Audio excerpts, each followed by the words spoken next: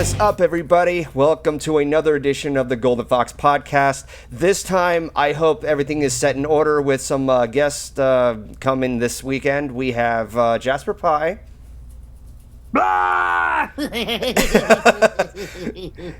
We have Wolf. I'm here to make all your eardrums bleed. Okay. Next, we have Wolfhead Brony. Hello, I am Wolfhead Brony, otherwise known as Pancake Face 41 Face. Nice to meet. Yep. And last but not least, we have Ryley Percival Miller. Murder! I thought it was pronounced Percival. It's Percival, yeah. Oh. All right, well, noted. Percival. You perceive the Miller. Well, you are sometimes evil in calls. I mean... would you be Tell me I'm wrong. I'm not denying anything. So, yeah. That's wrong. You're not evil because here is the story. So I was just minding my own business, walking down the street, going to some charity place, when suddenly Mr. Percival over here grabs me by the face and drags me into a podcast. I do it out of love. Just like when I hit you with this here softball club, it's because of love. Ow! Fucking holy shit. How much I love you, Ryley. For some reason, Wolfhead and Ryley switched places. I don't know Wait, who I am did we? anymore. Oh, because I changed my name back to what my name is supposed to Oh, okay. All right, so like everything is I don't alphabetical. know who I am anymore. I just want to show you how much I love you on the back of your skull. Ow! As usual, fucking Jasper is always losing his goddamn shit. So, I kind of help with that. of course. But in all seriousness, how are you guys doing? Like, how have things been with you? I'm great. Fantagilistic expialidocious. I'm great. Okay. I'm okay. In all seriousness, I am doing alright. I took a break from the job hunt to get caught up on personal work and Yee. other stuffs of goodness, trying to get back in the system. Fight the good fight, Jasper. We're rooting for you. Fight the system, man. You gotta We fight believe the in you. system. Fight me more. Fighting requires effort. Yeah, so does moving your mouth around. Oof. I can't believe I taught him that joke.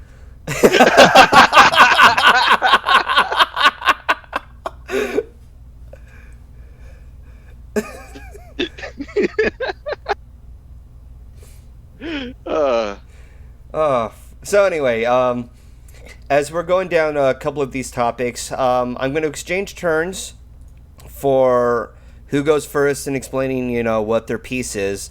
From top to bottom, I will volunteer to go last. So, let's go ahead and tackle on the one major subject that a lot of you are looking forward to. Chad, I hope you're excited for this.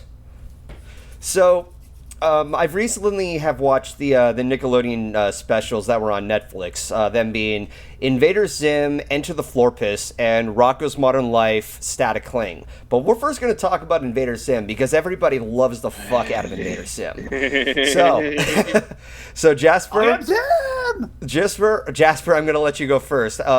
What are your thoughts? Like, actually, have you even seen the Invader Zim special? I have seen it about 3 to 4 times. Oh boy, okay, tell us all about it. My May. Like what I thought, or just what the special is about? Wait, what?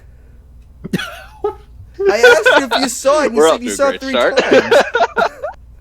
Sorry, just start with my thoughts, or what the special is actually about. I kind of misheard what you were asking. No, like, what did you think about Invader Zim, the special? Well, I really, really loved it. I was a little iffy about the designs at first, but they grew on me because of all the fantabulous colors. It's great to see the original voice actors back. I love to death Richard Horvitz. Any special... I like how it... Go ahead. And yeah, it feels like just one big reunion, like Zim never actually left the air. Actually, fun fact: the first few minutes, like up to when Dib and Zim reunite, is actually a piece taken straight from the comics. Yep. Which I think the story was actually loosely based on, because I do not remember Gaz being that pleasant.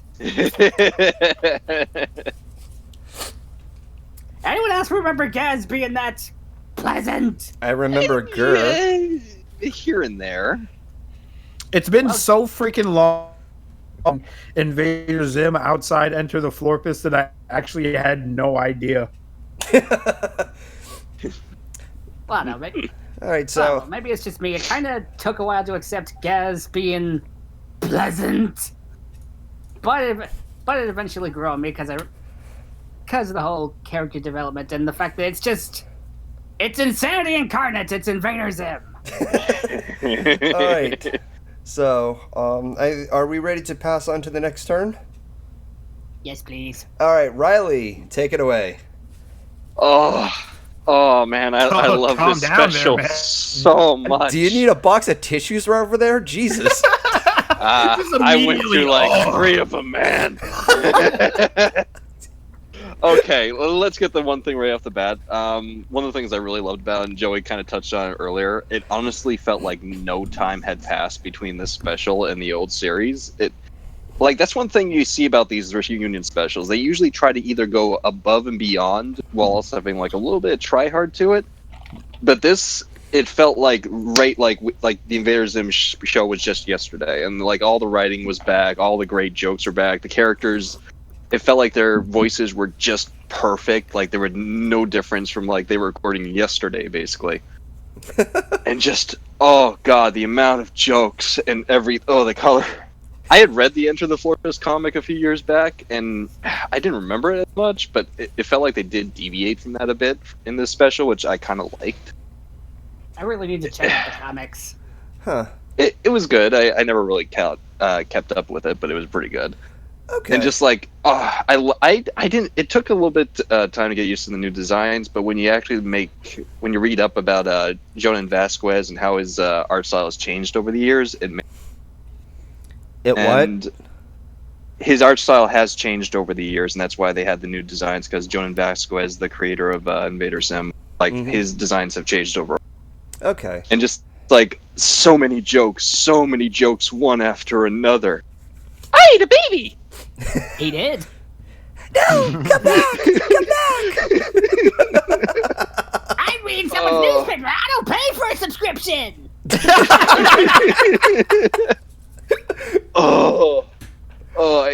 Okay, Ryley, I I think you need another box of Yeah. Kleenex.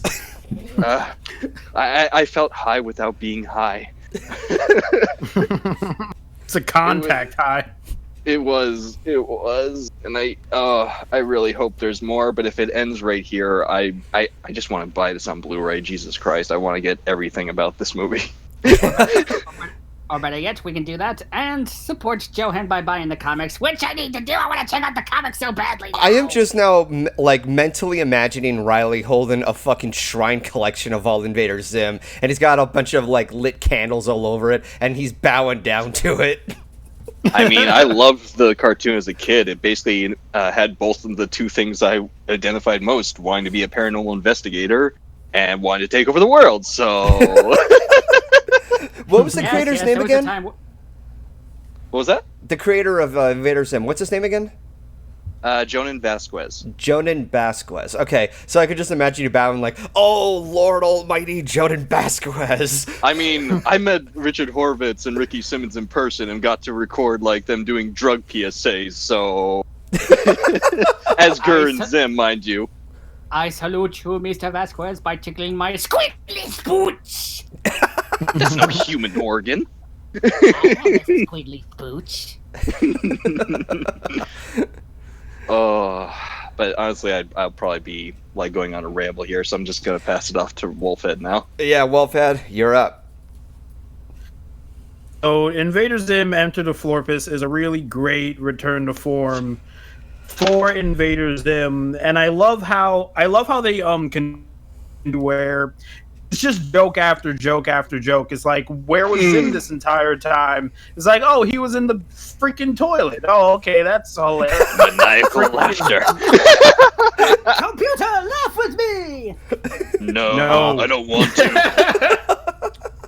I really jokes like I told Golden this before the stream started, but I think that this Invader Zim is funnier than the actual like show, or before they took this long hiatus. Like this was really funny, and they would have jokes like okay, so spoiler alert, Dib has gotten all fat and crusty because he's been fucking watching Invader Zim through the fuck so long, and then he goes to stop Zim, and he's like, "But glued to chair, more chair than man now." Like he's talking like a cave. Losing my freaking mind. Let's not forget like the anime intro. Yeah. Oh yeah. I'm Dib. I am 12 years old. And of course, putting on the glasses and seeing the like shine just spark right across the lenses. It's classic. Oh, that's a touch anime. on. Yeah, that's another thing I want to touch on. The animation is great. The animation in this special is so great.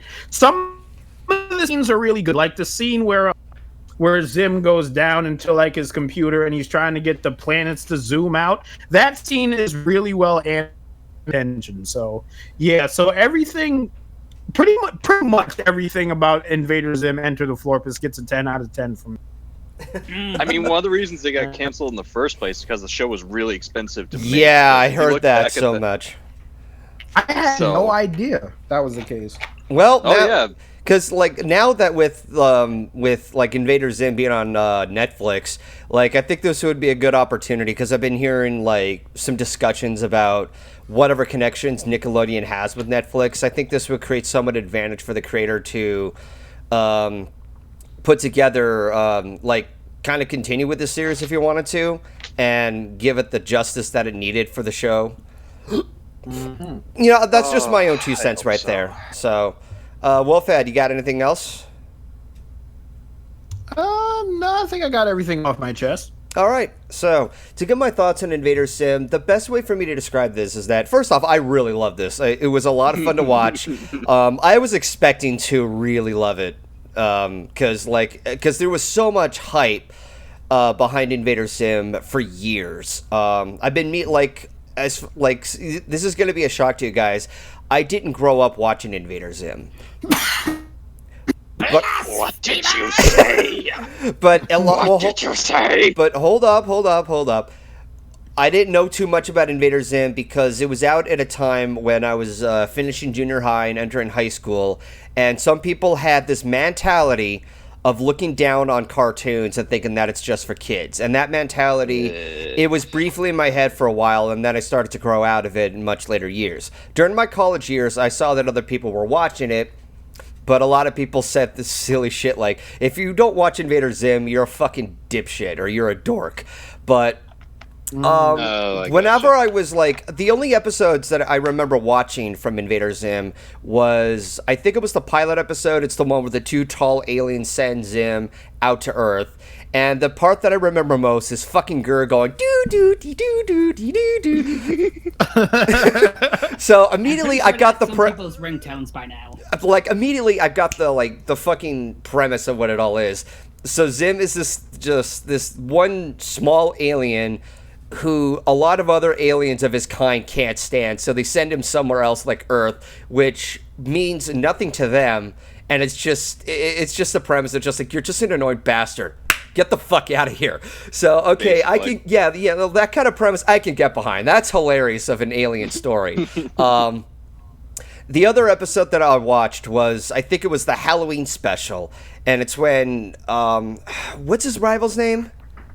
Dib is having like weird like transitions from like 2 separate worlds, and it gets incredibly bizarre, and then it kind of like comes out into the real world, and people are like flipping out. Did you ever see the Christmas special? No, I have not.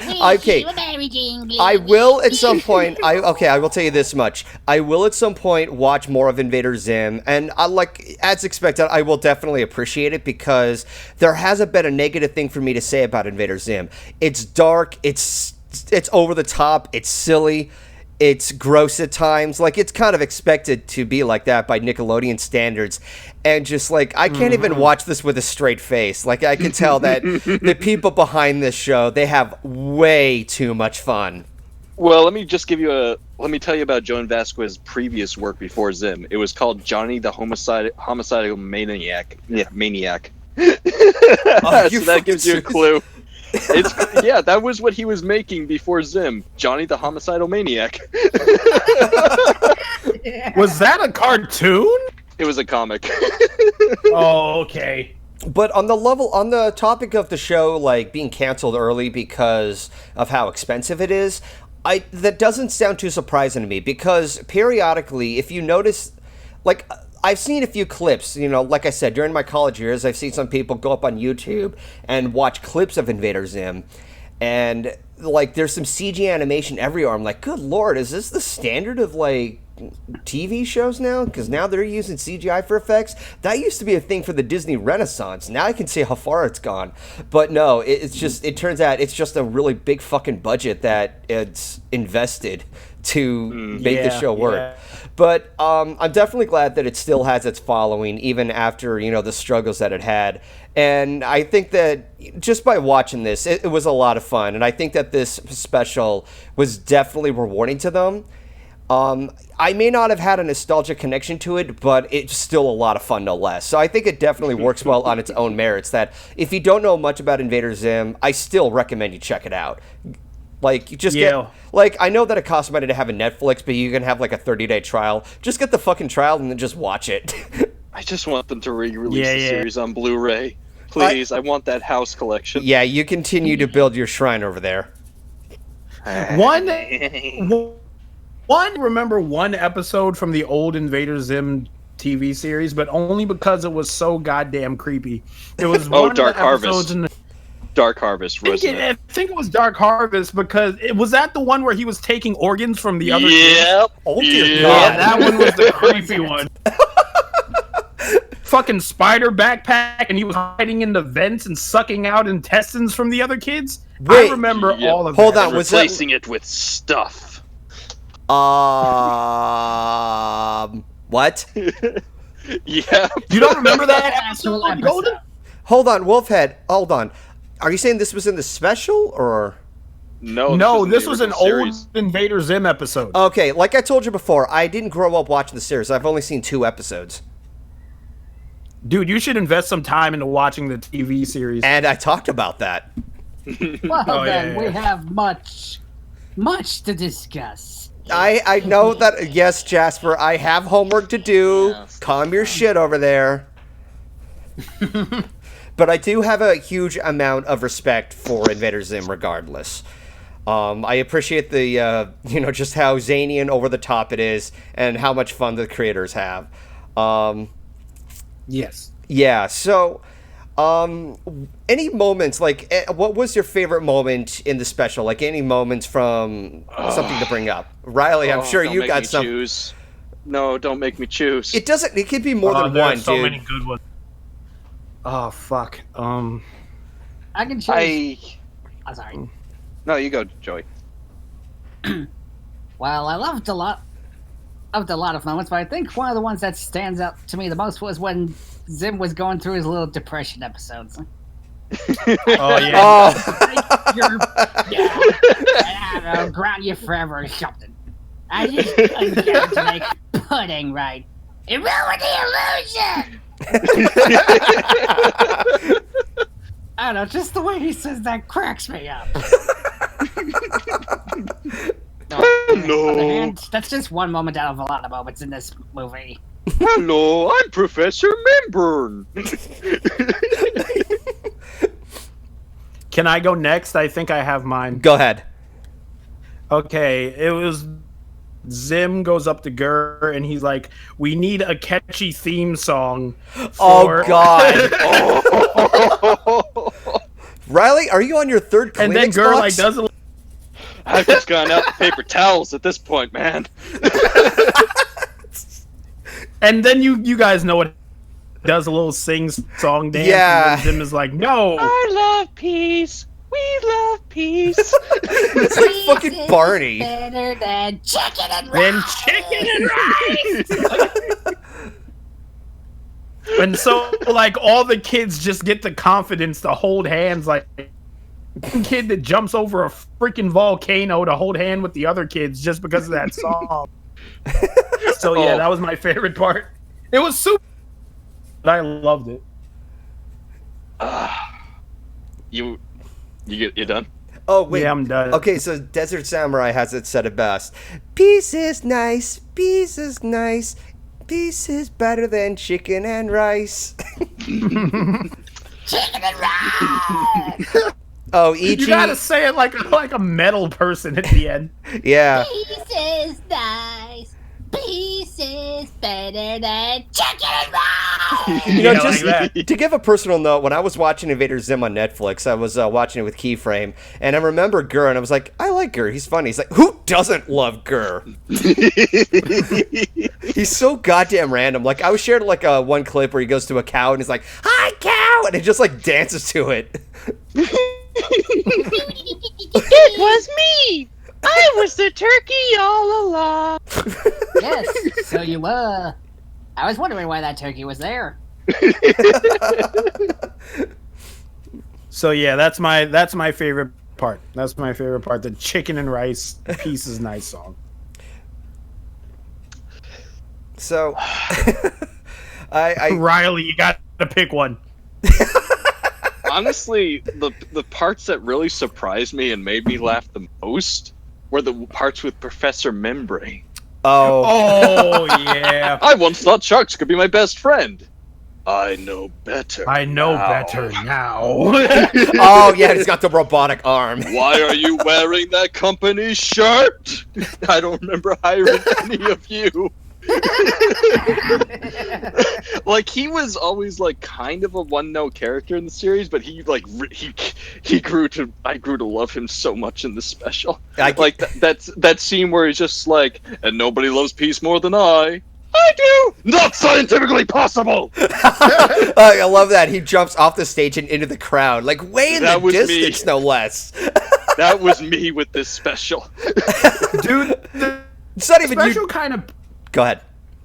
the special kind of painted him to be the bad guy with his whole relation with Dib, where he's like, I'm gonna prove to you that aliens are real, and he's like, aliens are not scientifically possible. No, but he was like, I wish couldn't you be- would back me up, and he's like, wishing isn't very scientific, son. I can't be mad at that character is basically what I'm saying. Like the special wants me to see him as the bad guy, and I just can't. Especially with what happened at the end of the special, how he Oh, redeemed God. himself.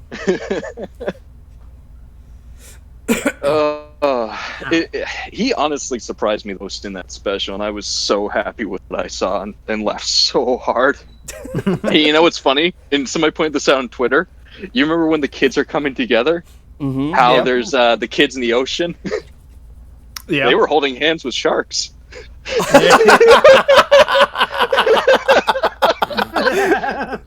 I guess they just didn't like him. Well, it's kind of not hard to see why. All right. Joey, did you mention anything of what scene you liked in the special? Zim's depression episode. Oh yes, I remember that. Oh. The illusion! I love the moment where like you see the two aliens who shot Zim to Earth, and The tallest. Yeah, the tallest, and like, you remember Zim? You mean Jim? He brings us pizza. No. Invader Jim, he brought the donuts. Oh, it's like, yeah, we don't like Zim. And as soon as like Zim appears on the screen, one of them is just spitting coffee. I'm just like, how much coffee is in your mouth, dude? He shoots a fucking beam. But no, the part that got me laughing is when he turns to Zim turns to Gur and he's like, you remember the plan? Yeah. You bring up all the pizzas, and I become the biggest one to roll around in pizzas. And that story's not coming to life! You're useless to me! And he, like, Gert throws a tantrum and making a mess. That's Gert in general. Yeah. He just wanted to become a giant pizza. So, yeah, Invader Zim enter the Florpus. Florpus. I like the name is like it's difficult to remember, but good lord, this special is a. Say it right. I'm gonna slap you with my Florpus in a second. This special is a real treat. Even if you're not a bit even if you haven't watched Invader Zim that often, I still recommend it. It was a lot of fun to sit through. So I think we're ready to move on to the next topic. And this is the other Nickelodeon special that I actually have a little bit more to say about compared to the other one, and that is Rocko's Modern Life Static Cling. So the same as before. I'm going to let Jasper go first and then onward. So fire away, Jasper. Well, confession time. I was actually more excited for this than the Invader Zim special. All right. Blasphemy, but go on.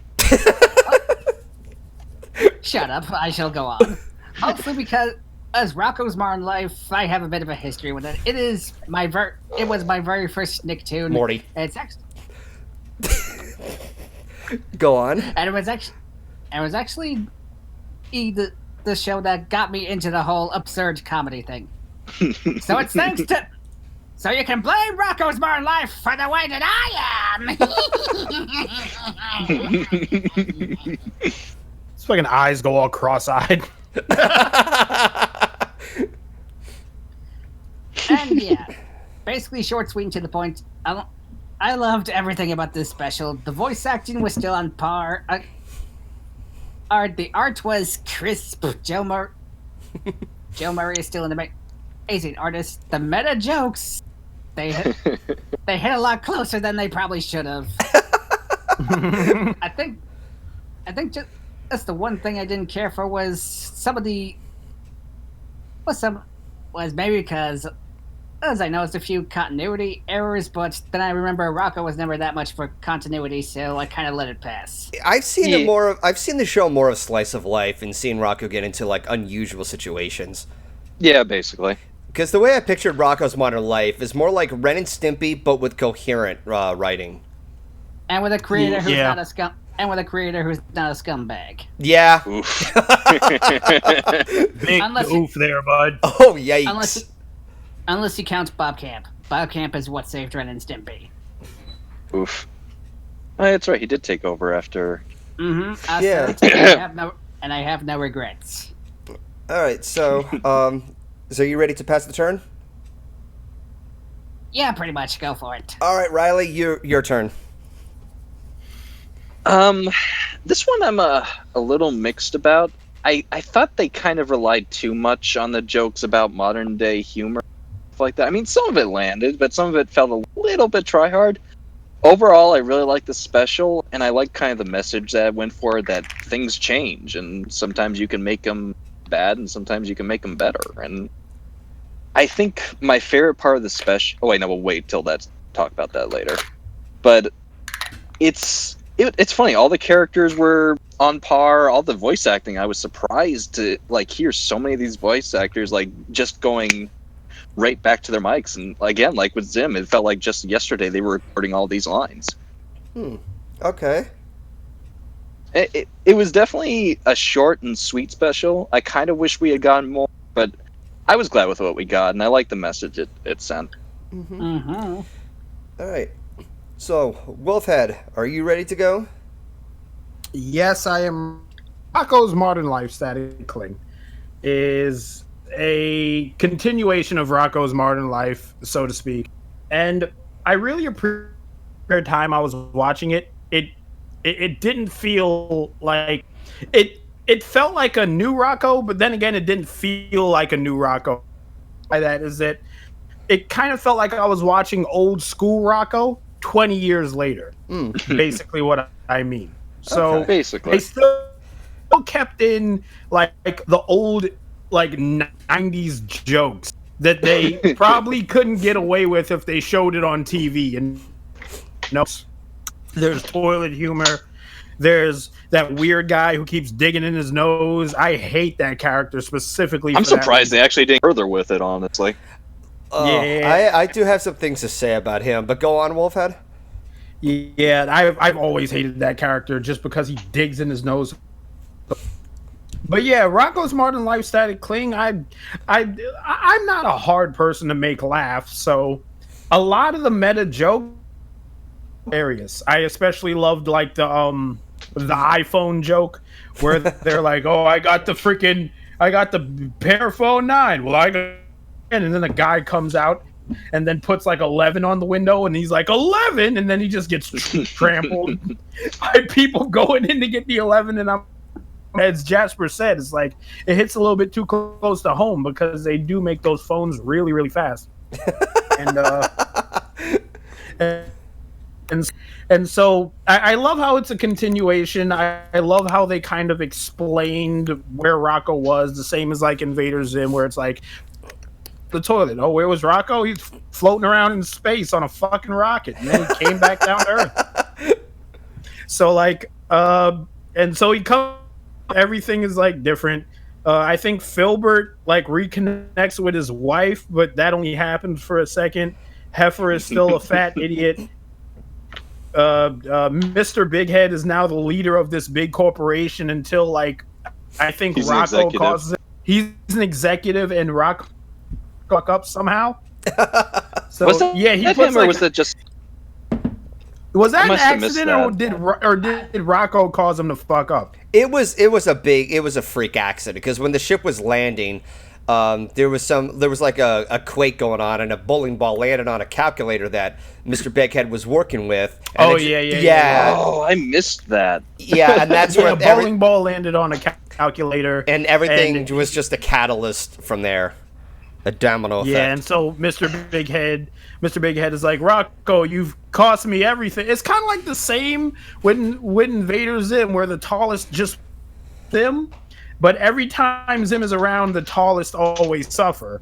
So like when Rocko is around, Mr. Bighead suffers. So like I hate my Rocko life. Space, and like Mr. Bighead is like the executive of this big corporation, and life is good and everything. But then Rocko comes back, and then so you know. All right. But anyway, I enjoyed Static Cling. I thought Static Cling was really, really good. I loved all the meta humor. Okay. I love Rocko. So there's that. Yeah. So, anything else? Nah, that's it. Okay. So, to give my 2 cents on Rocko's Modern Life Static Cling, or I should just say Static Cling for short, much like what you guys said, I have a very, very personal connection with the narrative of what Static Cling is, as, like, in the way of its commentary. Like, the narrative itself, it's a series of unfortunate events that just spiral out of control. There were a couple of things that did surprise me, one of which are those said modern jokes, like the whole iPhone thing, or the frickin' Starbucks joke. We're like, oh, there's a Starbucks there, and then they go to another one that's, like, literally next door. It's a fucking... Yeah. You can already tell that, like, you can easily tell that it's a jab at Starbucks for being such an infestation of a brand that's spread everywhere. An infestation that I'm proud to be a part of. Starbucks is life, man. Starbucks is Assimilate. love. Yeah, Starbucks is love. Starbucks is life. Their donuts aren't that great. You know what? I'll give you that. I prefer Krispy Kreme. Yeah, boy! Since I don't really live near a Krispy Kreme, I'll also take Dunkin's. All I right. mean, Dunkin's is good too. I- But Dunkin' Donuts coffee. cream. I also love that there was a subplot with the turtle guy, and he was making a YouTube channel. Like he called Filbert. Filbert, yeah. Oh yeah, I forgot too. about that. Yeah. Meanwhile, He was a vlogger. yeah. I'm nauseous. I only heard him say that once, and I was hoping for more. Yeah, same, honestly. So the biggest surprise to me was that Mr. Bighead, he seemed a lot more relatable. Like you actually felt for him after he lost his job. He is going through this sudden rock bottom hit. And I was like, I thought it was going to be like some kind of like direction where he would be turned into a villain or something. No, it's like both him and Rocko are trying to help each other. Yeah. But but the whole message based off of Rocko's journey and realizing, what, there's no more big kids? Blasphemy! And he wants the show back, so he goes to get a hold of the creator, who apparently is a transgender in this special. And I'm cool with that. Yeah.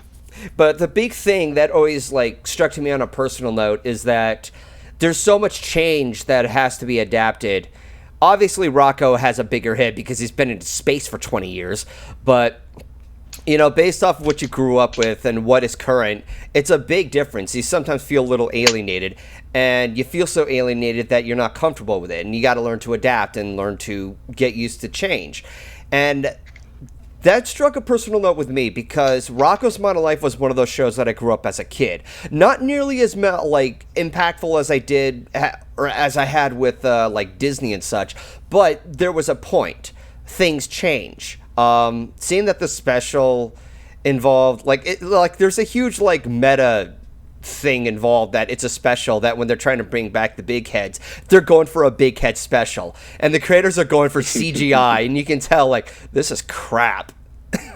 Yeah, there was a bit of a jab at CG and other stuff. I got a good laugh out of that, and of course they went back to their old ways, because sometimes the roots, you can never forget your roots, and I think that was a good part of accepting change, that even in its roots, you have something a little different, or something that, something that's fitting for a modern audience. And it's kind of funny that you say that Rocko loses his shit when he finds out that the two big heads have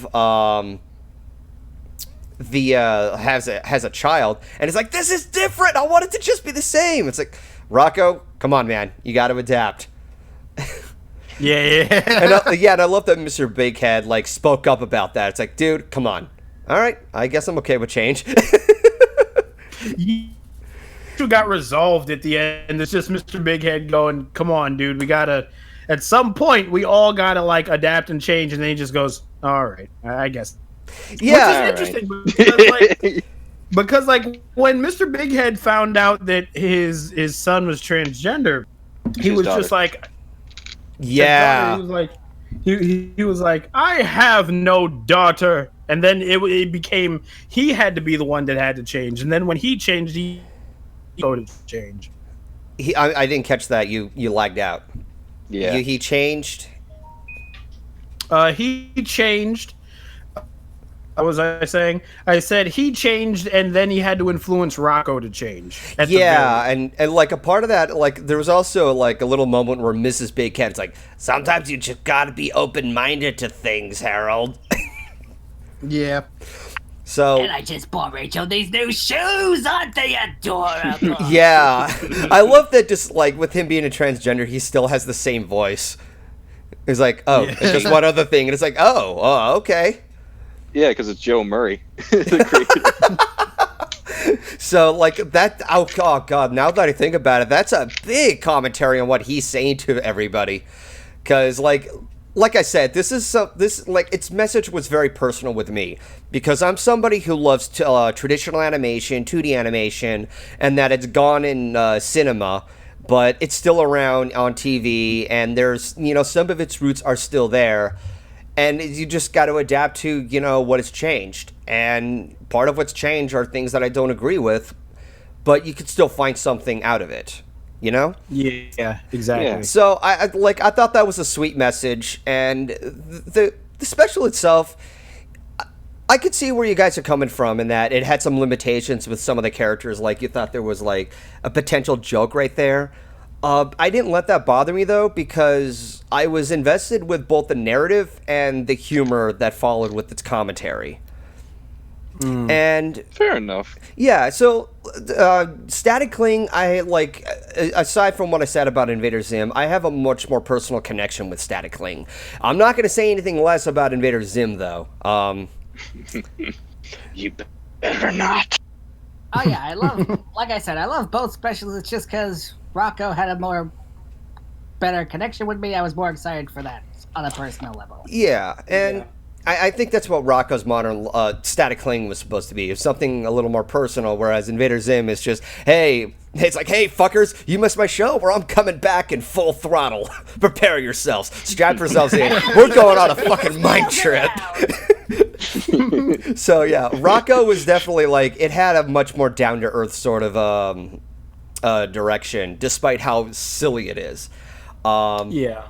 But I enjoy both of these, and I think that on this note, both Want to these, get over to yeah, there's favorite actually scene? yeah, you know what? Let's yeah, I forgot about that favorite scene. So Jasper, I'm gonna let you go first. What moments did you like? What did you remember the most? For static cling. Yeah, Yeah. Well, two things actually. One was the voice acting. One of my all-time favorite voice actors is actually Charlie Adler, the one who plays Mr. and Mrs. Big Head. We don't hear him enough anymore. Yeah, we don't hear him. We sadly don't hear enough of him anymore. But in this special, we got basically a whole treatment full of him. Oh yeah, we did. And it was much needed. I am prescribing everyone a daily dose of Mr. Adler's voice acting. Which basically will require you to either watch Rocko or probably Cow and Chicken. Oh god, Cow and Chicken. Hello, it's me, the red guy. Don't you like my cooking? oh, the Red Devil guy. Yeah. But what was your favorite scene in the special? My favorite scene? No, Joey, because he's the one. Right. He's still looking for one. Or Well, I can't really pick one specific scene, but I do. But I think what I ultimately liked about the special is, despite its more sentimental feel, it didn't lose its comedic edge. Like, the moment we see really, really big man's nipples, we knew that Rocko was back on. I'm surprised that got greenlit. Hey, you ever watch the Dude, original series? Yeah. Remember when Rocko was a sex phone operator? Oh, baby, God, there baby, was! baby. I remember Mrs. that. Big Oh my god! It's like, oh, why can't I just be honest with myself? God. I'm still processing that. Go ahead, Jasper.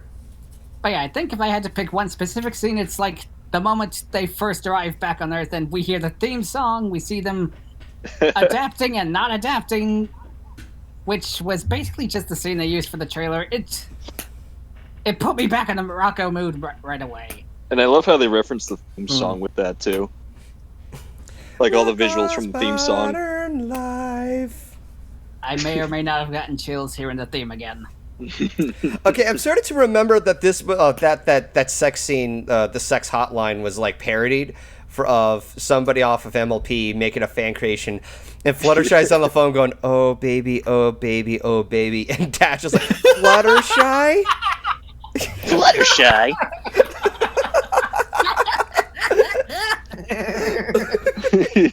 I'll have to find that video Fluttershy, get out of somewhere. here! Yeah, I'll have to find that somewhere. Mwah! Good night, everybody. Stream chat so I can laugh forever. So yeah, if I had to pick one specific scene, it'd probably be that. Yeah, I like that scene too. The sex hotline? No! What the sex hotline scene? When I got back to Earth, like I just said, foo! Sorry. Let's see. What was my favorite scene? Fuck, man. The only distinct scenes I can remember is the freaking picking in his nose guy. Oh, Mr. Dupet. I forgot to talk about that guy. Yeah, Mr. I forgot Dupet. his name. Yeah, no, like he seemed. It's kind of weird. Like the guy, he does get his comeuppance at the end, but for the most part, he didn't really leave much of an impact to me. Like the thing, like he's constantly picking his nose, and that's apparently a character trait. And even though the show has been relied on gross out humor, he does kind of remind me of myself. That I have a bad nose picking habit, but it got like he did it so many times that I was getting legit irritated. Like, okay, we get it. You're disgusting. You're kind of overdoing it.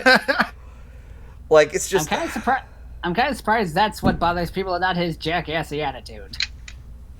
I think it's both for me. It's like you're also like digging into your skull, not even your nose, your skull. He makes a He's in there fucking. deep. He has a goddamn jar full of them, multiple jars, no less. It's just like, good God. Yeah, you Yeah, can there's see. a little bit of that '90s gross out humor in it. Yeah, like Yeah. no, like that kind of gross out joke. It just overstayed its welcome. Like I will give credit to the Invader Zim special that despite having a lot of gross out humor and a lot of like messy jokes where like such as Gurr having a tantrum and spreading like cheese and such all over the place, or the pudding joke, at least it had variety. This nose picking joke was just like, it was overdone. It even became a joke where at the end he's like 200 boogers to pick on the wall, 200 boogers to flick. And I'm just sitting there. Made a song out of it. Yeah, he made a song out of it at the end. 2001 boogers. Pick one out, flick it out. Flick it on the wall. 2002 boogers on the wall. 2002 boogers on the wall. 2002 boogers. So like that's like one complaint that I had. Like the rest of the, like even the pacing was good. Like the Static Cling had good pacing because there was always something happening next, and it gets to the point of what is focused and what the next goal is. I'm pretty much done like discussing a lot of things about Static Cling. I guess my favorite moment has to be when Mr. Bighead is dragged to seeing the special on the screen, and he yeah, that's actually the scene that I like. I enjoyed the most. Well, that and Rocko learning to adapt change. That was me. It's like, no, I want 2D animation back. It's like, you got to accept it. All right, fine. It is for Rocko. Like, he threw up such a tantrum, and then he just goes, all right, fine, I can change. Well, then there's my favorite scene, which might surprise you a bit, honestly. What's that? My favorite scene was when Rachel came out to Rocko and the others, and they're just so accepting, and that big smile she has on her face as they're just so accepting of her, and that just made me go, oh. That's one of Just the go, oh. It's just that smile she has on her face. It just, it's just so, it was just so sweet, and it made me like really happy just to see that.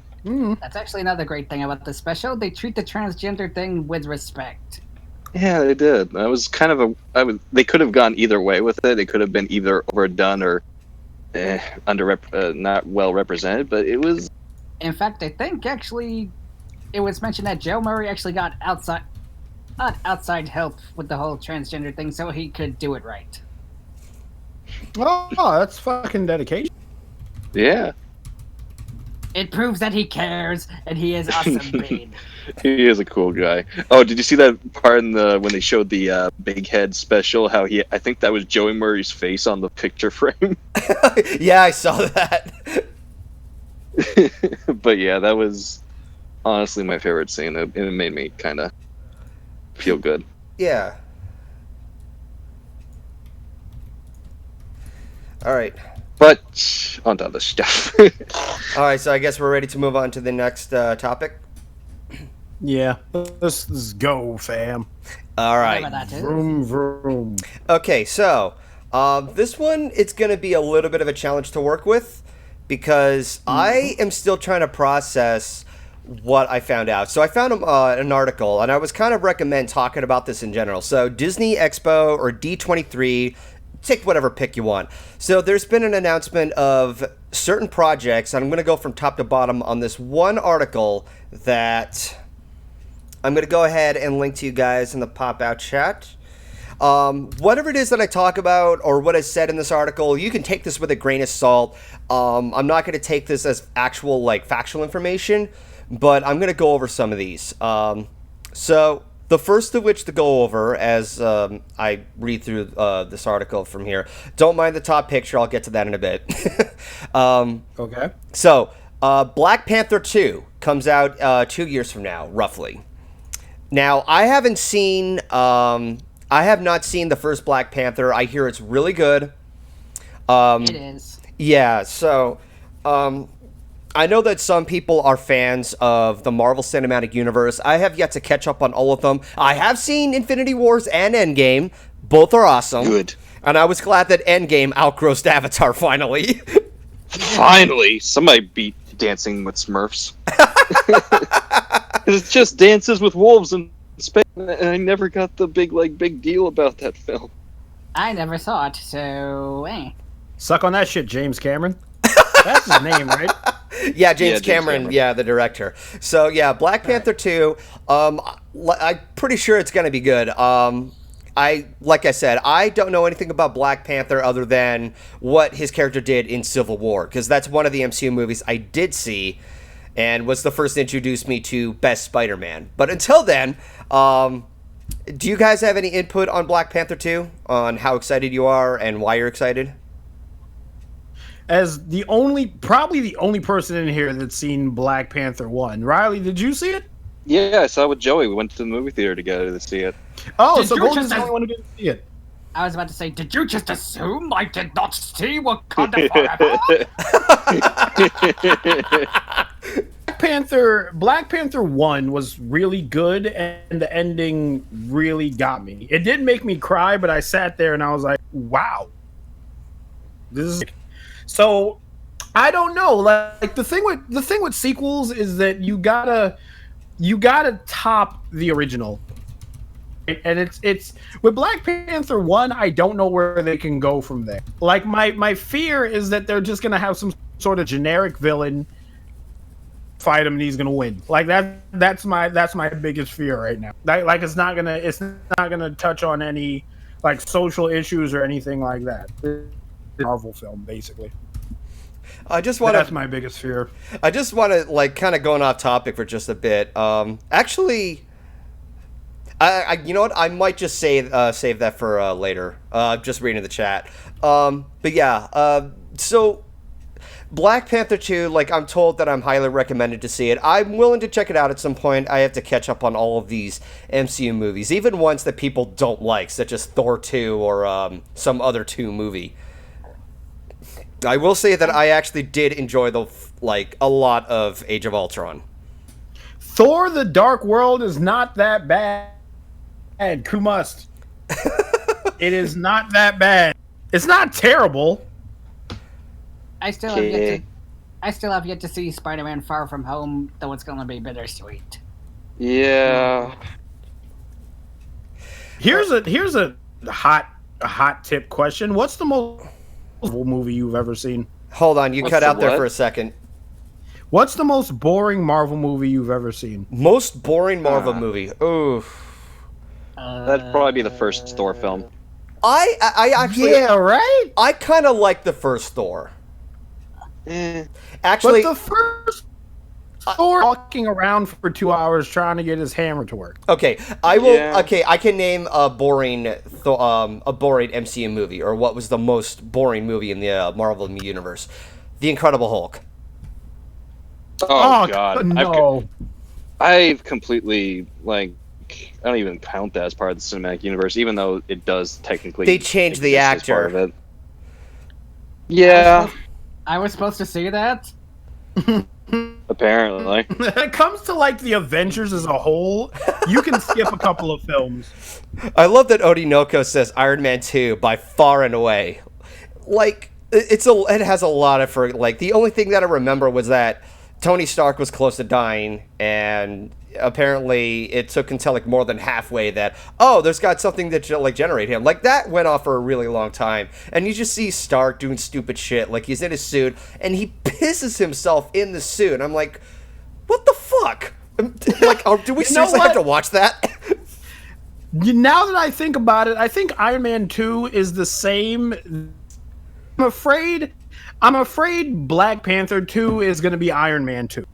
Where it's like Iron Man is so great of a movie, and there's so little places to go that they kind of got to rehash the same movie, and it's just boring from that point on. Okay. So yeah, I get why Iron Man 2 was boring. They had a boring villain. I don't even remember his fucking name. I don't remember his name either. All I know is that he likes to whip it up. All I remember from Iron Man 2 is that the dude walked on the fucking racetrack and he was whips around, and then he caused Tony to get in that car crash. That's all I remember from that film. We That's got it, that's all. Whiplash. No, wait. We got War Machine. Was Whiplash his original. name Whiplash? The main villain was Whiplash. All right, well, I love the sarcasm Odinoko types in the chat. Let's go ahead and move on to the next topic. And we're going to be jumping all over the place because of what I'm reading from this article here. So, this one, I'm kind of curious to see how it will go. Ewan McGregor will be Obi-Wan Kenobi again. And you lost me because Star Wars.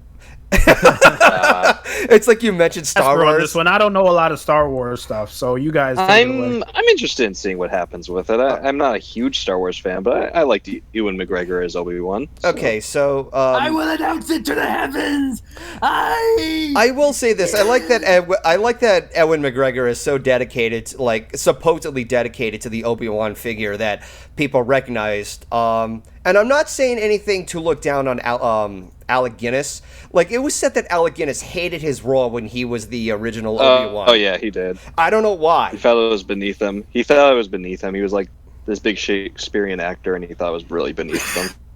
Well then, fuck you, Mr. Original Obi-Wan. Damn! Damn, he's probably cursing at you in his grave. Oof.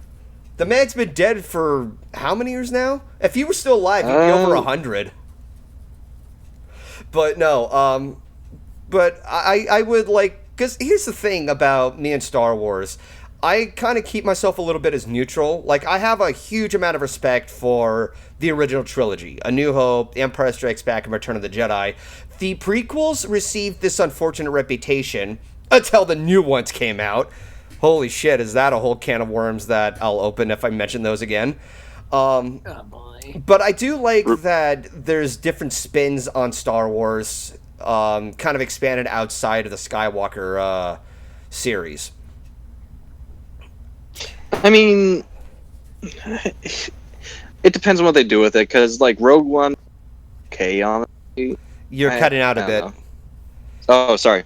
It depends on what they do with it. I mean, Rogue One was kind of just okay, honestly. The last 15 minutes were the only worthwhile thing, and the characters just felt really bland, and like I couldn't get attached to them. Solo, I never watched Solo, and from what I see, I'm not missing much. I heard that you're not missing much, but it's just like, it's a fun little ride. That's all I heard about. And I did hear that it bombed. But there's also The Mandalorian, which involves Boba Fett, and that I'm actually interested in seeing. Yeah, I want to see if he actually does live up to the hype that the people who read because the books like make him out to be. Comparatively, like I'm on par with everybody else that Boba Fett had so much potential, and yet he was completely like trashed out. Like they killed him in the Sarlacc pit. Yeah, he got thrown in the fucking Sarlacc pit. But yeah, but seeing that seeing Ewan McGregor return as Obi-Wan Kenobi again, it does have a little sense of continuity, but at the same time, despite the bad reputation that the prequels got, I will give the benefit of the doubt that, I'm pretty sure it will do well. Like, I have some respect for Ewan McGregor and the roles that he plays. I mean, he was fucking Christopher Robin. I was about to say Walken there. I loved him in that. I enjoyed Christopher Robin, the movie itself. Yeah, I did too. I haven't seen it yet. Well, it's worth a watch. I can't say it's spectacular, but it definitely hit some personal notes with me. And I think it's a feel-good film. Yeah, it's what you get out of any movie that's based on Winnie the fucking Pooh. Yeah. Yeah. There's nothing more innocent than Winnie the Pooh. All right, so moving on to the next part of the subject of D23, Soul from Pixar. Now, I'm interested in. That I'm interested in too. The part that actually, the part that gets me thrown off is that they plan on releasing it June next year. And I'm sitting there thinking, wait, when does Onward come out? It looks like we're going to have like an Inside Out, Good Dinosaur situation where they put out 2 films a year. Well, what I mean is, I'm talking about the release date, because Soul is coming out next year, but there's also the movie Onward. Is that also coming out next year, or is it coming out this year? I think I heard next year because they already have like a lot of the CG done. They have trailers, so I think that will be done next year. Okay, let me take a look at the release date for it. March 6th. So basically, we're going to have 2 Pixar movies, 2 original ones no less, next year. That's weird. They usually wait till fall to release the Pixar. They usually years. release like 1 Pixar movie a year, but this is just like, good lord. Well, like I said, it's like when Inside Out and Good Dinosaur came out. Oh yeah, that's right. That was The Good Dinosaur. Nobody liked The Good Dinosaur. It was just kind of forgettable.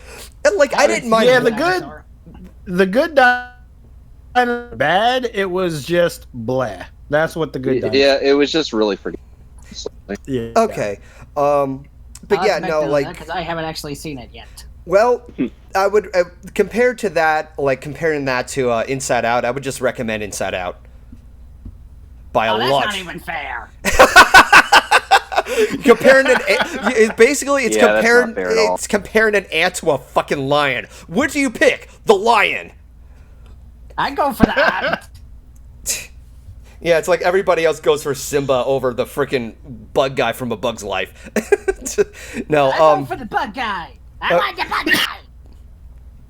okay, but either or, like I'm definitely up for that. Like we get 2 original Pixar movies, and the thing that's a big deal to me is that throughout this decade, Pixar has been making either prequel or sequel to their original predecessors, and I normally don't. Are you okay over there? I heard coughing. Yeah, I'm fine. Okay. But back to what I was saying. The fact that we're having 2 original movies, because over the past decade we've been getting sequel after prequel, and it first started off with Cars 2, which I can already tell a lot of you are puking inside.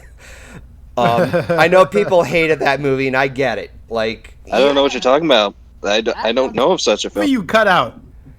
I don't actually hate Cars 2 that much. I don't hate Cars 2 either, but I get why they hate it. Cars 3 I legitimately enjoyed. Because I like decent. Yeah, I like the message it was going for. This is how it was. It was like Cars 1, cool little original. Cars 3, passable. Cars 2 was like, hey, what if Larry the Cable Guy was a cartoon character? Okay. I heard the echo. Cartoon character, and you just watch that for 2 hours. It's like, cool, thanks Disney. We didn't ask for this, but sure. I like what Audionautix said. Cars 2 was the worst Pixar movie, which isn't really bad. I'll give you that. Well, it's still Pixar. Pixar makes some good shit on the regular. It's the fact of the Pixar's usual like quality of content, and they have because it's held to a high standard that they have a better expectation than that. There was also, which I know isn't fair, but at the same time, it's kind of bound to happen. Themselves. Yeah, but with the other releases, we had Monsters University, which was okay. Not too memorable. It was okay. And of course, there's Toy Story 4, which I heard is really good. I have yet to see it. I haven't seen it yet. I haven't seen it either. If there's any reason why I would really want to see that movie, it's because of Duke Kaboom. Fucking Keanu Reeves. Isn't he like what's his name? That famous Daredevil from the 70s. Yeah, that's Duke Kaboom. Yeah. Duke Kaboom, Canada's greatest stunt devil. Oh yeah, Canada, you say? Gonna hear him say a lot of sorry on the way down. I say it with all love. But yeah, you notice that we got this trend of like sequels around. Like there was also Finding Dory. Fuck, I almost forgot that one. Finding Dory was okay. Honestly, I'm gonna get garbage for saying this, but I actually like Finding Dory more than Finding Nemo. Oh, you what, mate? Explain yourself now. Okay, I am not the biggest fan of Finding Nemo. I thought the story was very formulated and just like so like done by the numbers that even with all the obstacles that they encounter, it's just a father looking for his lost son. I've seen that story done in a lot of other films. Well, the thing I liked about it is it's one of those learning to let go stories. That's kind of what I liked about it. Like it was Marlin learning that he needs to let his son be independent and he can't let him be scared of the world like he is after he almost lost him. Hey, Jasper, we're talking about Finding Nemo and Finding Dory. Yeah, and Sorry why about that. I was not a big fan of Finding Nemo. I mean, I do think it's overrated because, god dang, I used to watch that like 20 times with my little cousins because they just play it over again. But it was, I did like the message. It's something we don't really see in a kids' film for the parents. Okay, let me just point out, I'm not saying it's a bad movie. I'm just not as big of a fan of that movie as everybody else was. I thought the hype was so ridiculous that literally every trailer afterwards, they say from the creators of some title, and Finding Nemo was slapped on there in every trailer. And it's just like, we get it. It got Well, so it was one of the highest annoying. grossing Pixar films. To be fair, they did the same thing with Toy Story. Yeah. Well, they kind of let go of Toy Story in a few later trailers. But then they brought it back twice. But the thing about Finding Dory is that Dory was my problem in the the first movie, because even though a lot of people enjoyed her character, I found her to be extremely obnoxious. She wouldn't stop talking. That's fair. The scene where she's trying to communicate whale was one of the cringiest moments. I'm like, oh god, kill me, shoot me. But I like that scene, Golden. I did too. Okay, good I for like that scene you. a lot. I couldn't stand it. It's just over here, really a high pitch and then lower pitch. Oh my god, shut up. And it just got more exaggerated. I was like, fucking shut up. I hated it. Aw. I hated that scene. But I did like the jet stream scene where he's talking to the turtle. I like that scene. Yeah. But the thing about Finding Dory man. is that I think that her character was much more fundamentally fixed, that they're talking about her limitations and her disability, which I can sense as a running theme even for Nemo, because Nemo's got the one shorter fin. But I also love that with the father and son connection between those two, they had a sense of adventure together, which I would have loved to have seen more of with the first Finding Nemo, but it's just looking for a father story. And the two of them are kind of confronted with their own challenges, and we see Dory, like, she's exploring more of her identity and such, and I actually was invested in that, and I like where they were going with it. Okay. Yeah. So, yeah, everybody who loves Finding Nemo, yeah, I know you're going to grab your torches and pitchforks at me. You hear that, chat? Go get them. It's like, oh, God. I'll supply the pitchforks. You're crazy now. I was doing no such thing, Nancy. I was just going to poke at this hay bale. It's made of hay. Reminds me of the Frozen hype. Dude, I've seen like Oh, God. Frozen 2 trailers. I still don't know what the fuck Frozen 2 is about. That's kind of why I'm more interested. I think it has I'm interested in seeing what. I think it's going to be more about how Elsa got her magic freezing powers. Like, that was never explained in the first movie. But I will agree with this. The hype factor was ridiculous. It's the same issue with Finding Nemo, that because it was such a success, they hype it up so much because it sells. And that goddamn song, it's like, it's a That's what I was about to say, that fucking song. It's like, don't get me wrong. What fucking song, guys? You're not saying it. No, I'm not fucking. No, fuck you. I'm not mentioning the name. I'm not saying. Ryley, we're not falling in this trap. No, like it's a just. All right, just hear me out. Just hear me out. It's a good song. It's one of the most overplayed songs ever. Like in what is it called? Lip sync battles, or like there was an episode of one of those shows that you use a song and you do something silly with it. And there was a guy who was dressed up as Elsa singing that song. Like, you go as far as to use a Disney song instead of choosing, like, a popular song, like, I don't know, what was it, Wrecking Ball, and a bunch of other songs that people hear on the radio. Do you really want to see people doing that to Wrecking Ball after seeing that? No. But the point being, Frozen, my issue with Frozen is the same thing with Finding Nemo. It's just like, I get that there's a lot of things that they did supposedly different, but a lot of what is different, they were also done in a lot of older Disney films, especially Beauty and the Beast. Yeah, that's fair. So, I mean, my opinions have changed a bit over time. I still like it, but there are some aspects I didn't like the villain reveal and stuff, but... I still enjoy the film. In fact, when it first came out, I was actually worried that it wouldn't do well after I first watched it in theaters. And, well, I'm glad I didn't have to worry. I think we talked about Pixar. You know, when Frozen 2 comes out, they have to make another obnoxious song, right? They Oh, just have fucking. Okay, you know what? I will say this. While Let It Go is. Oh my god, I just said it. I'm sorry. But while that song is while that song is overplayed, I'd rather listen to that than the fucking Troll song, because I hated that song. Bit of a fixer-upper? Yeah, because they're spending their time doing that without noticing that fucking what's-her-name is injured. She's hurt, and you're just focusing on, let's make love. No, stop. Wait, let's make love? What? What was that, Golden? Shut up. I think we're kind of shippers in the world. I think we're ready to move on to the next next part of the subject. Probably. So next one is about the Eternals from Marvel. So Kit Harington joins Marvel's Eternals. I don't know anything about it. He is Jon Snow. Me neither. I think that's like one of those Netflix shows that's going to be like Luke Cage and fucking Honestly, Jessica Jones. I don't know much about the Eternals at all, so I don't know what to expect for that. So I'm gonna wait and see what people say about it. Well, I'll go ahead and read this paragraph here. It's not every day that two Shark Boys get cast in the same Marvel movie, but here we are. Harrington will apparently play Dane Whitman, a.k.a. the Black Knight, not to be confused with the Dark Knight, a.k.a. Batman, despite how naggingly similar they sound. Aside from Game of Thrones' brother Richard Madden, Harrington joins a cast that includes Kumail Ninja. I apologize for mispronouncing that name. Angelina Jolie, Selma Hayek Bryan.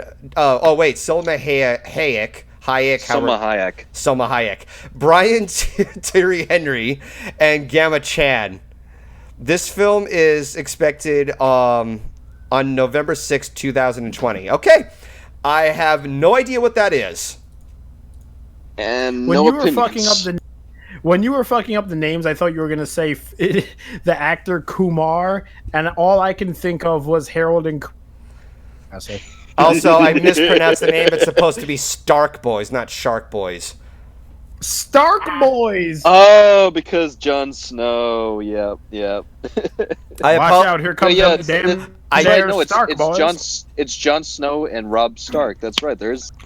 I do apologize for mispronouncing the name right there. So, okay, here's one that's very interesting: Cassandra Steele and Awkwafina in Disney's Raya and the Last Dragon. That one looks interesting. That one I'm open to seeing. Definitely has my attention. Yeah, I like, because, okay, so the thing that's hilarious in hindsight is that, so this is supposed to be the first Asian princess, supposedly. Well, because technically Mulan wasn't a princess. So. Yeah, but the way it was marketed, you have Mulan in the entire cast of other female lead characters, such as Ariel and Cinderella. Let that sink in for a second. You gotta love that marketing. Yep, gotta love marketing. Sometimes it's a little misleading. Actually, wasn't Mulan also in what was that movie? Route Breaks the Internet. Yeah.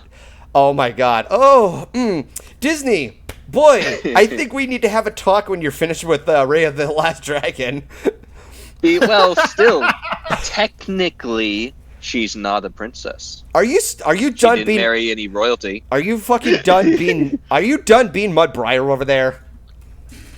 Well, actually, technically. See, you already messed up the quote. You messed it up. Dude, at this point, at this point, I would rather listen to Adam Conover than listen to Mudbriar. Do not pass go. Do not collect $10 million. Okay, but back to Raya. Raya and the Last Dragon. Raya.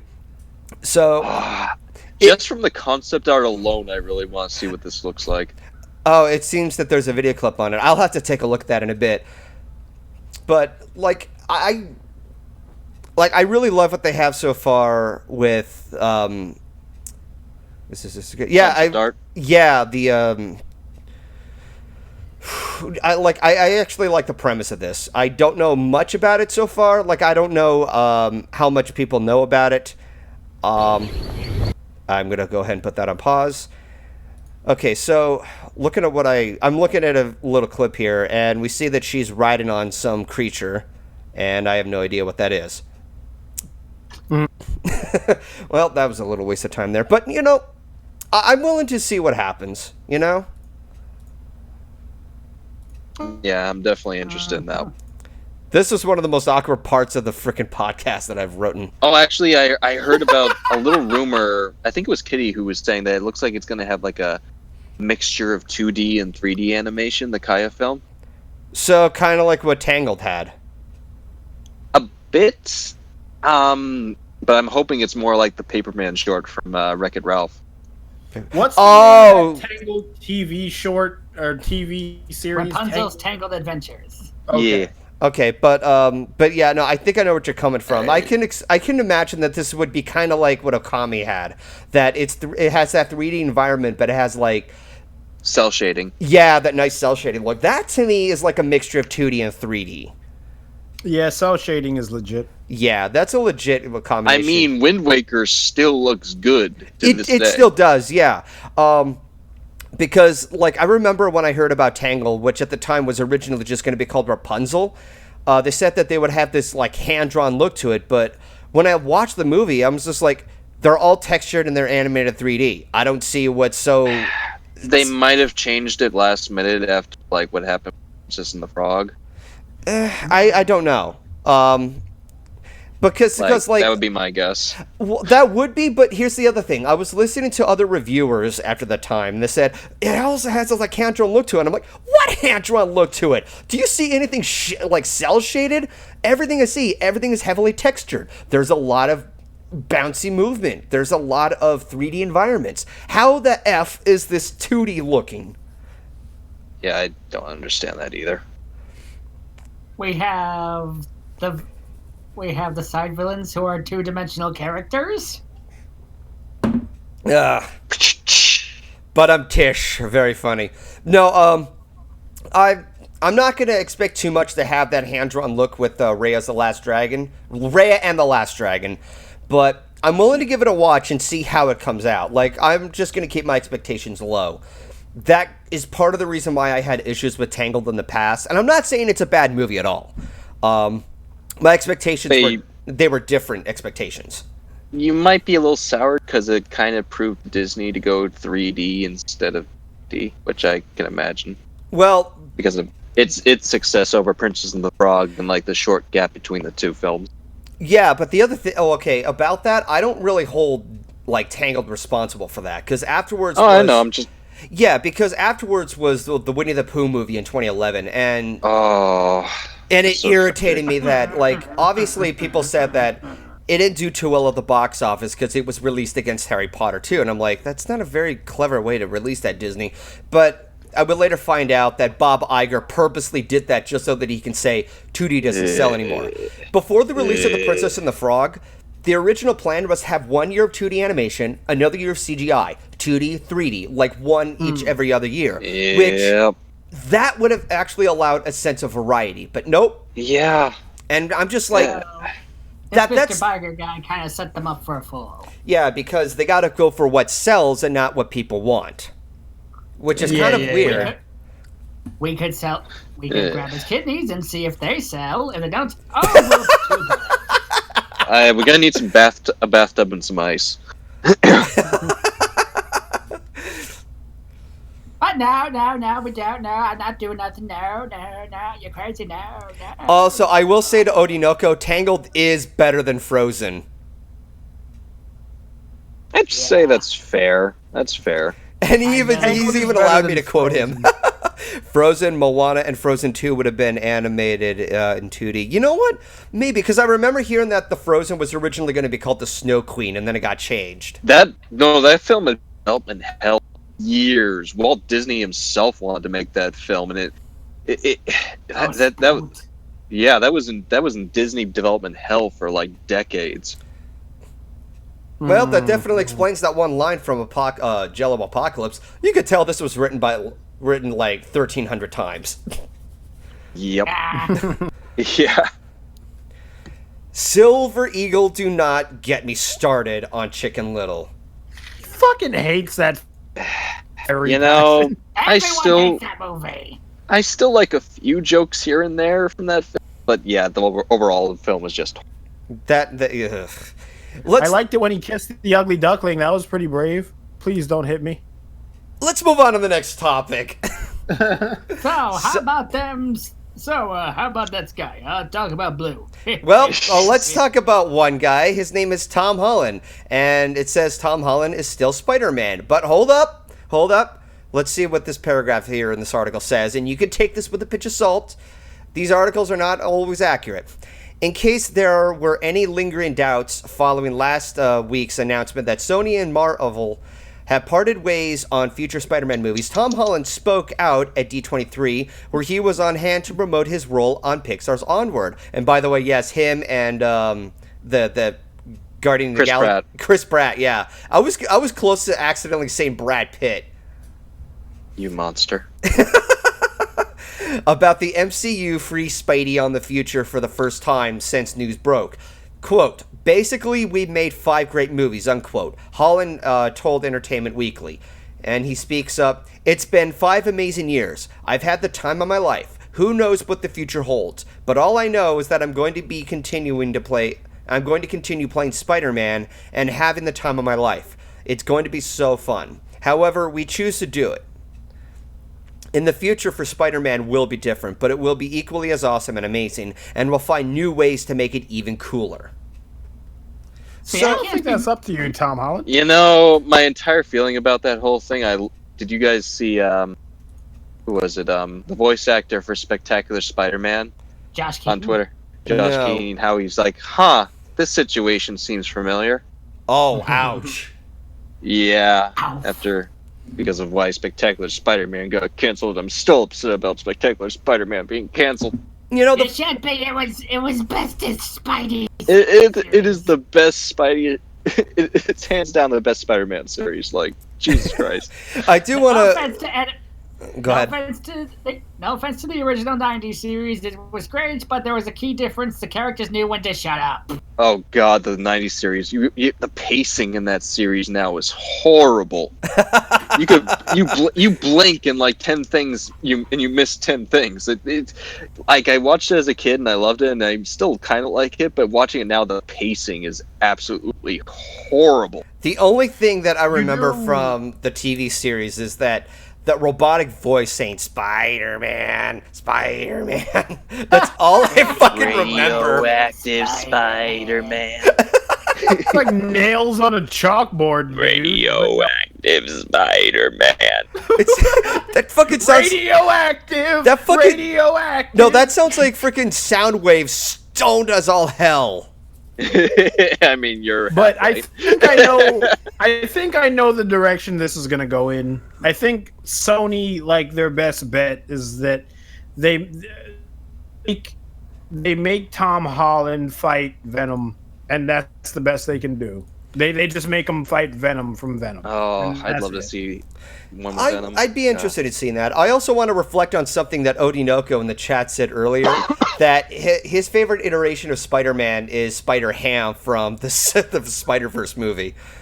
Oh, yeah. Spider-Verse. Oh, Spider-Verse is hands down my favorite Spider-Man film. Isn't it great that they got John Mulaney to voice a goddamn pig?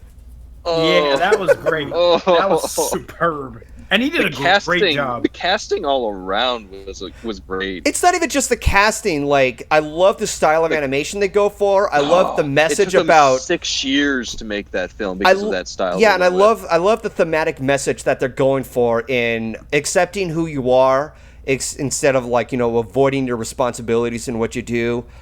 Mm-hmm. It's interesting, It's a very, I'm not going to say complex, but you would have to watch it to get, to understand it. And watching it over and over again, it's always, it's a treat. We converted a few people at BronyCon with watching it. Yeah, no, I love that, I love the Keyframe was cosplaying as, Gwen Stacy. Spider-Gwen. Yeah, Spider-Gwen. Yeah. And, the outfit, it looked great on her. And I love that she has, the little wig and everything. I bet you did. Yes. What were you saying, Joey? Joey? And we also got to see Lady Hawk, which actually has been a thing before this. Before anyone starts freaking out about the whole social justice thing. Oh, that was honestly a good twist. Because we were introduced to that character earlier from like him at school watching the specials and stuff like that. But so it was a legitimate twist. So, ending the topic, I'm curious to see where it will go for Tom Holland, because I still have a big amount of respect for him. I really loved his role as Spider-Man in the MCU universe. He's just an amazing human being overall. He's such a dork, and he's just oh my god, I would die for this kid.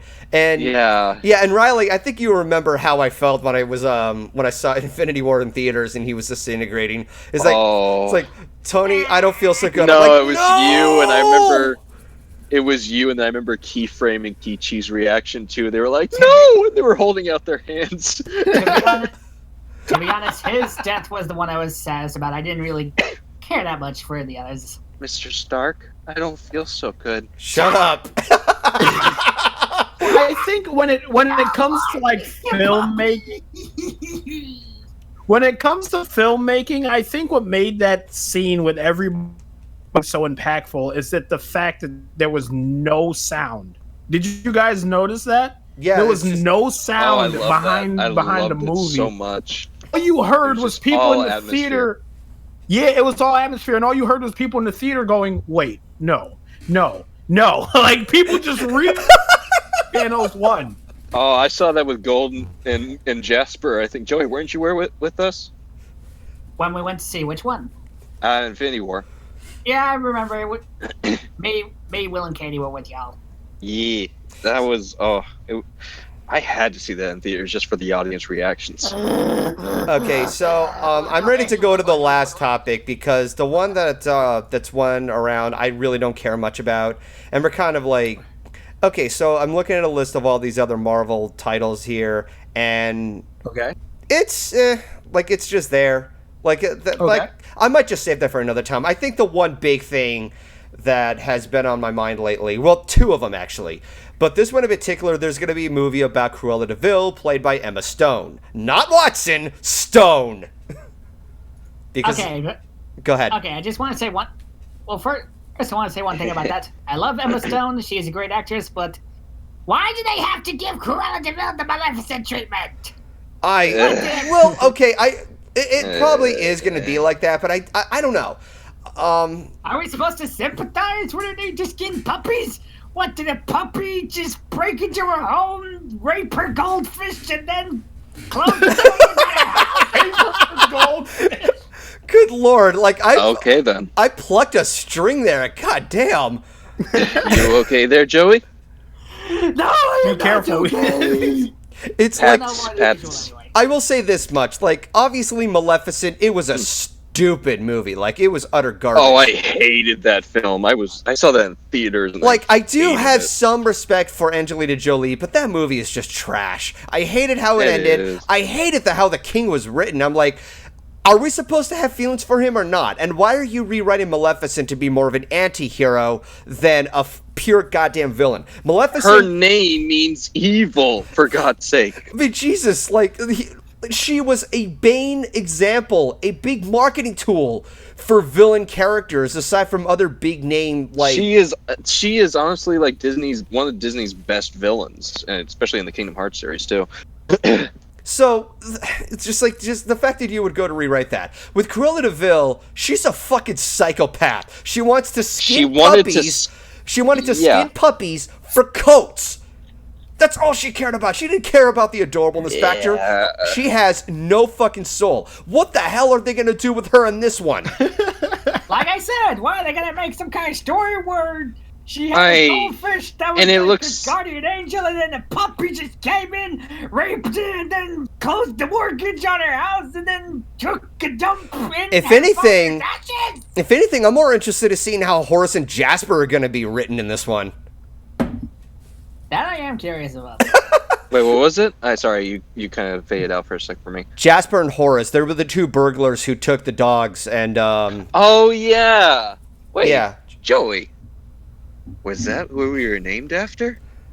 No, let's not point fingers like that. I'm pretty sure that Jasper meant that name as something else. I don't know. At the time, I just thought Jasper was a cool name. Why do I gotta have a complex backstory of why I specifically chose a Jasper for the Jasper, you don't have to. Just calm down. Breathe. Jasper, drink Joey, some water.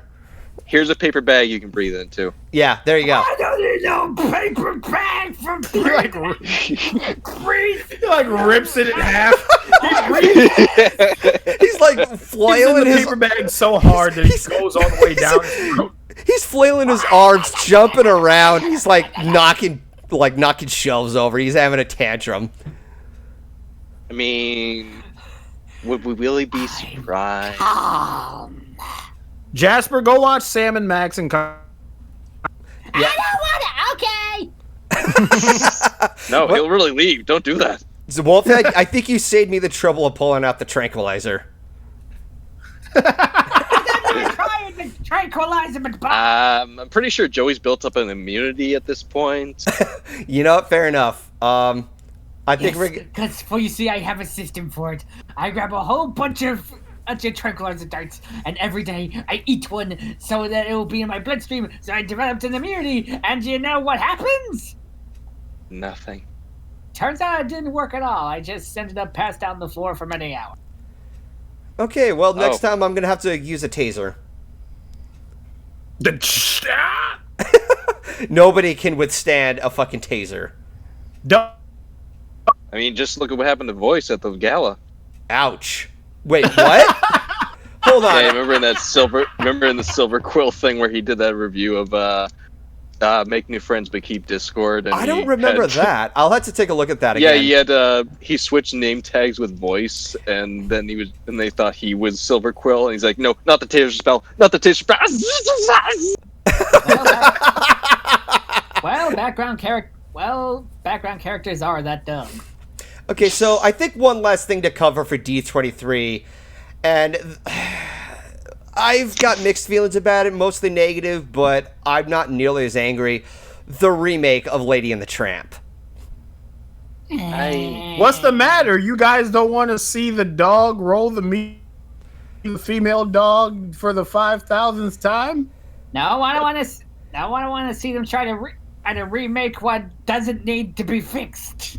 It's I got news for you. Disney does not care. I don't care. I will give. At this point, they're just gonna milk everything for all their. To give credit where credit is due, I did see the trailer, and the dogs themselves, and correct me if I'm mistaken, adorable. They're real dogs. I don't think they're CG animated this time. They're so adorable. Or maybe the CG is so good that you just can't tell. Oh no, I could tell the difference. I haven't seen the Jungle Book, but I've seen the trailer to tell enough. Okay, yeah, I can tell that's CGI. Well, you can train dogs and stuff to do that. I mean, look at what cats and dogs. I mean, mind you, some of the CG. That was so painfully CGI.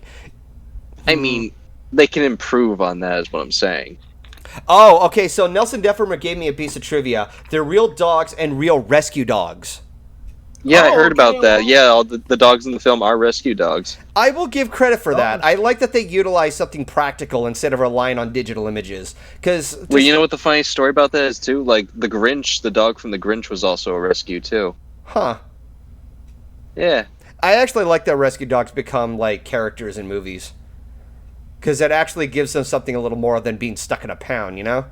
Yeah, I know, right? So I will give Hollywood credit for that, and I will especially give credit to Disney for that. And that's why I'm mixed. Well, it also might be part of it also might be too because California just passed a law that made you can't buy pets from pet stores. It has to be from pounds and rescues and stuff. Oh my fucking god! No, I actually like that. Well, what if you can't find one anywhere near you? Well, the other thing too is it kind of gets rid of puppy milk, all that crap too. Oh yeah, that's actually one thing I noticed is that Jock has been turned into a female. Jock was gender swapped, basically. I'm willing to, like... Who was Jock again? I think Jock was the black dog. The Scottish. Oh, yeah, the Scotty dog. Yeah. I remember that lady would call it...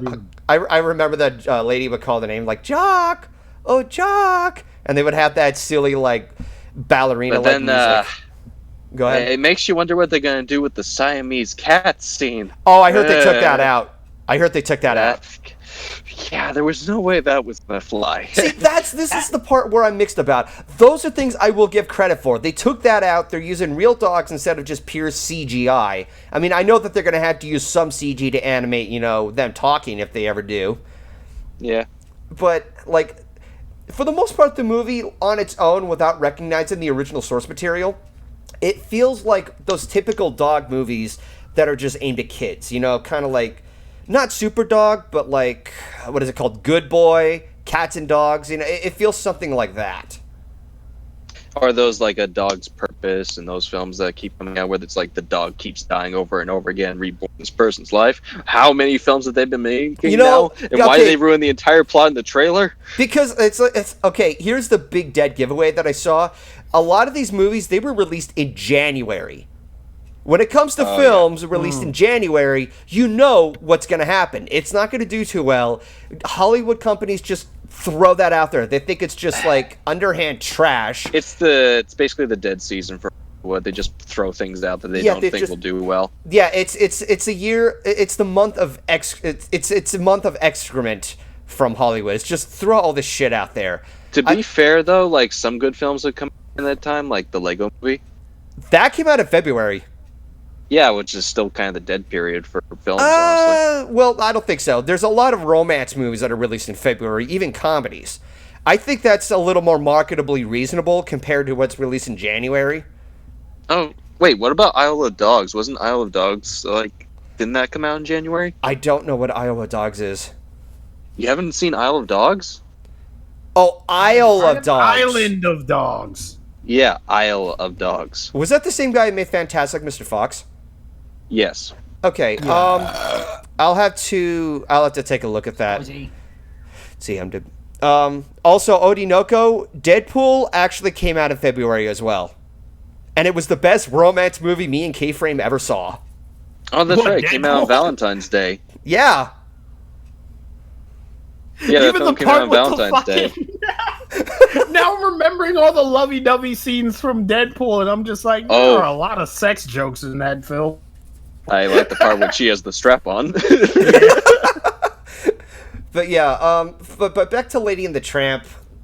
Like, I'm not all that big about it, but like I just like by this point, after the shitstorm that was The Lion King and just how utterly lifeless it was, I'm just like sitting there thinking, Disney's just gonna continue doing it. By this point, I'm just gonna be like out of juice. Just like I don't need to stress over this anymore. I've got other shit to worry about. And afterwards, like, just at the end of the day, people are just going to remember the animated counterparts more than their remake portions. I mean, yeah, in the long term, there'll be more. Yeah. There's a simple solution to all this. Okay, see, what you gotta do is you just don't go to the movies to see the live-action remake. You know, that's a lot of people have said that, like saying, like, don't support these Disney remakes and such. The tricky thing is that you don't know if it's actually good or not, because after a lot of people really like the Jungle Book remake, it's kind of like the only one I liked, honestly. I've heard some people like the Aladdin remake. I've heard some people like Cinderella. I don't have anything to say on those movies because I haven't seen them. I've heard some people have different opinions on the Beauty and the Beast remake, which I know that a lot of people took issue with it, but there's some who say that they liked it for different reasons. But I think we can all agree that the Lion King remake was the worst. I'm going to shoot myself in the foot on that one. And yet it's made over $1 billion in... Yeah. How's that make you feel? Partially regretful. Like, a part of me is glad that I went and saw the movie so that I can actually talk about it, but I knew what I was getting myself into, like, when I was, like, purchasing the ticket and everything. Like, so how it all happened is that I'm not going to try to, demonize him or anything like that. But on that morning, I saw that there was a short video from Doug Walker explaining his thoughts. And the first thing that happens, he claps. Total shit. Like, wow. Like, okay, he doesn't like it. That's all I need to know. But later that day, I'm visiting my dad. And I was collecting a package that was apparently delivered at his house. But we're like catching up on things. Then I get a phone call from Thespio and Midnight Sonata. And I kid you not, they're calling me and asking me if I'm okay, because not only did Doug release that video, but prior to that, he also made a Nostalgia Critic review of The Lion King. And for the most part, like, as of lately, like, I don't care what he says. He's lost I stopped watching him like a year ago. Yeah, no, Over his a year reputation has dipped so hard that it really doesn't matter. But for the most part, like, he says what he says. I saw the review, and I thought, whatever. He has his opinion. I'm not going to get all flamboyant about it. Or, like, pissy about it. Sorry. Was he talking about the original or the new one? He reviewed the original. The Disney Sember video, right? No, not that. Like, he actually did a legit Nostalgia Critic review of it. Oh. But I can't really afford to care what he thinks anymore. Yeah, but no, like, they were calling me because we know how much you love The Lion King. I'm like, guys, I'm okay. Jeez. And they actually did give me a spoiler, and they say, they took out the Rafiki part! Seriously, they took out the big moral part. I'm just sitting there thinking, wow, okay. Yeah. And I had this gut feeling that other people are going to tell me, like, are you okay? Are you okay? I'm just like, you know what? Fine. I'll just go to the theater, I'll fucking watch this piece of shit, and then I'll make a video about it. It's content, at least. So take that with a grain of salt. That's kind of how it happened. I knew that I was going to have to watch it at some point. On the plus side, it also means that they care. They do care. I will give them credit for that. See, this is why I'm saying in advance, like I told in advance. I'm not trying to demonize them. I'm just simply pointing that out there. I thought it was utterly awkward, but hilarious at the same time. Even Dad thought that was hilarious. So, I'm more upset about the Aladdin remake, honestly. Oh, really? That one was the Aladdin film is my favorite Disney film, and a lot of it has to do with Robin Williams. I never got a chance to see either remake. Only thing I really saw of it was the soundtrack, and the soundtrack was decent. I like A Whole New World. I like that. I did see the. Go ahead. I thought Will Smith did an okay job on Friend Like Me. There, I said it. Oh yes, Will Smith. What? Will Smith, the blueberry ass. I said he did an okay job. Okay. He played it too straight. He was way too straight. I think that has to do with the realistic limitations. I didn't say okay job as in he's grand poobah of the genies. No, that style still belongs to Robin, and to some extension to also Dan Castellaneta. Oh yeah, that's fair. By this point, like, we already know that he's like the genie is untouched. Like, Robin Williams is untouchable when playing the genie. Robin Williams is he was my idol, so yeah, I kind of... Yeah, and, you know, we already know how we feel about that. That really struck a chord with all of us. Yeah. Yep. So, I think we've said more than enough about these remakes. We were generally talking about Lady and the Tramp and a lot of what D23 was like talking about and what other material they have in the works. So this was a really, really big discussion. But for the most part, I'm open to seeing it. You know, nothing too negative except for Cruella. And we already know, and Jasper especially. We already know how Jasper feels. So, yeah. Maybe it's because I just love maybe it's just because I love the original anime one because it was so environmental. I also, I enjoy a lot of those moments. Like, it's adorable, but the adorable factor is part of what made the film rewarding after they got kidnapped. Like, if you adore the puppies, you're going to enjoy the film. If not, then you're not going to enjoy the film. Oh wait, I didn't mean environment. I meant like ambience, just the ambience. How some scenes didn't even have music. All they had was just the friggin' background noise. That to me, that was really nice. I thought. I don't know. I think the silent parts have to do with like during the Twilight Bark. Like, that's as far as I can remember.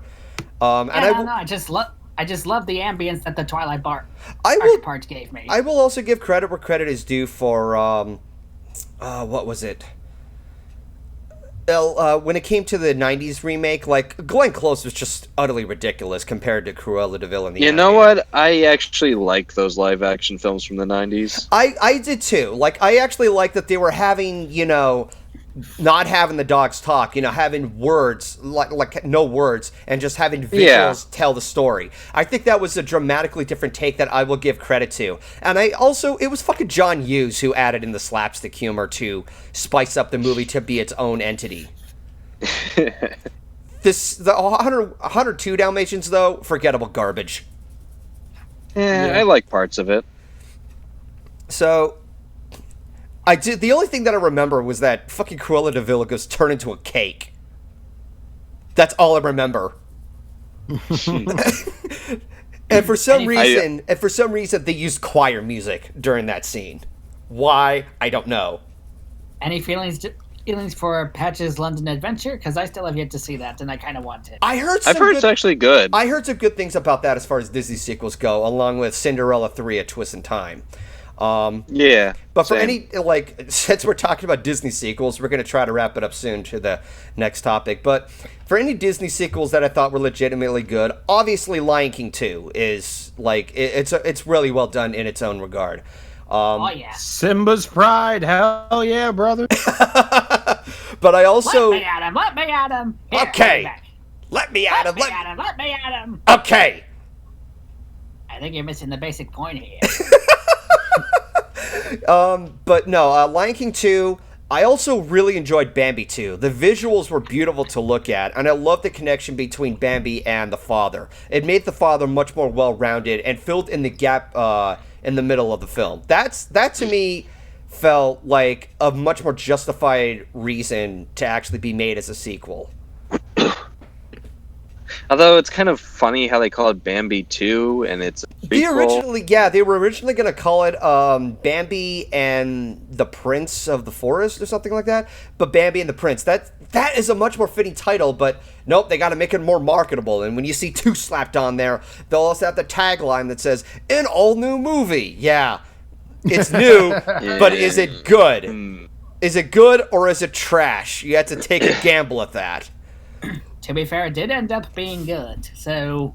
Yeah, but there's some exceptions out there, and I've already reviewed Bambi 2 somewhere in which, hopefully if I can remember, I can have it linked in the description box, or maybe just have it in the info card when it's up on YouTube. But, yeah, so I think we're about ready to go to the final topic, and that is the Q&A. So, I know it's kind of a little abrupt, but we've been at that for a long time. I don't think we talked about Soul or Onward either. What, an Onward? Soul? Well, there isn't much I know of about Soul. So, we'll just wait, maybe we'll talk about its trailer at some point. Because because at points I do talk about trailers during the podcast. The last time I was talking about the Mulan trailer, and there was... good point. Yeah, so I'll go ahead and save that for another time. And we didn't even talk about the new Marvel shows coming out. I just wanted to mention one thing about that. Okay. Attention all people's complaining about the upcoming She-Hulk. Calm your tatas. No. She-Hulk has been a thing for decades. Yeah, she has. Well, here comes the controversial comments now. Anybody who watched the original Hulk cartoon in the 90s should know her. She-Hulk? I don't know. Because it's not Hulk, I guess. And she has been a thing for decades!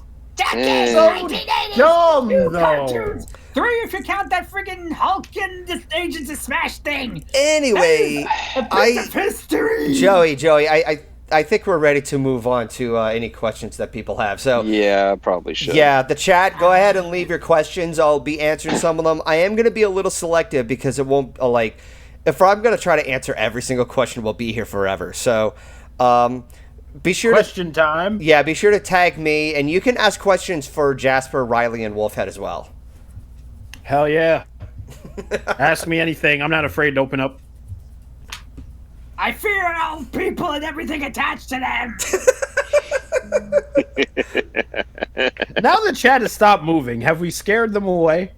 Jasper, what do you have to say for yourself? I did my community service for the day. All right, so movie ripoff of Transformers. It sucks ass, and no one would watch it. Oh, Transmorphers. Yeah, no, it's one of those ripoff Oh movies. yeah. Yeah, no. Wasn't it like made by the Asylum? Yeah, it was. Yeah, thing? thought so. Why is Yeah, that the a thing? Asylum is because the Asylum likes to put out these like fake buster films, so people think it's the main film, and like if you're it's like for grandmas who don't know what the kid is talking about, and they're just like, "Oh, it's called this," and they just remember like one thing from the name and buy it at like the DVD store. All right, so here's the first question. Kind of like. All right. All right, so thoughts about the latest episode if you've watched it yet. I don't know. All I remember is that there was one where the villains were trying to infiltrate in Canterlot. I think that was the last episode. That one I actually liked. You will hear my thoughts. Oh, sorry. Go ahead. You will hear my thoughts about it tomorrow when I do the reaction comic. Oh boy, that'll be fun. Oh, I follow him on Tumblr. He'll do it. But yeah, like maybe like I know that it's Saturday, so I don't know what the episode is. I saw the load today, as a matter of fact, while I was at work. Oh. And all I can say without spoiling it for the rest of them, it's a weird one. It's a weird episode. Okay. In value. All right. Well, I'll be expecting that. Because obviously, like, the rest of the episodes got leaked in the Netherlands, and there was, like, a weird set schedule in Australia. I do not want the series finale to be spoiled. And I also do not want the crew to be taking so much shit from people anymore. Oh, okay. So Yeah. here we go. We have another question. Ask all. Would you rather watch a movie you absolutely hate and say something nice about it, or give up your most prized possession? You know what? By this point, I would have to say watch the movie and say something positive about it. Because despite movies that you utterly despise, you have to give credit where credit is due. You can't just say a movie is 100% terrible or a 100% perfect. There is no one side. There's always something in between. What's the worst movie you've ever seen? Oh wait, that's fucking Chicken Little. All right. I'll go with the negative thing because I didn't say how I had to positively review it. My favorite part was the ending when it ended. And I can leave the theater.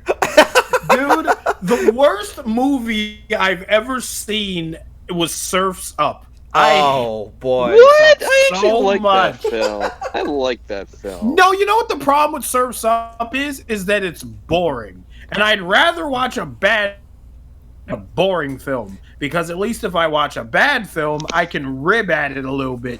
You know, be like, haha, this is so stupid. With Surf's Up, it's boring. There's no...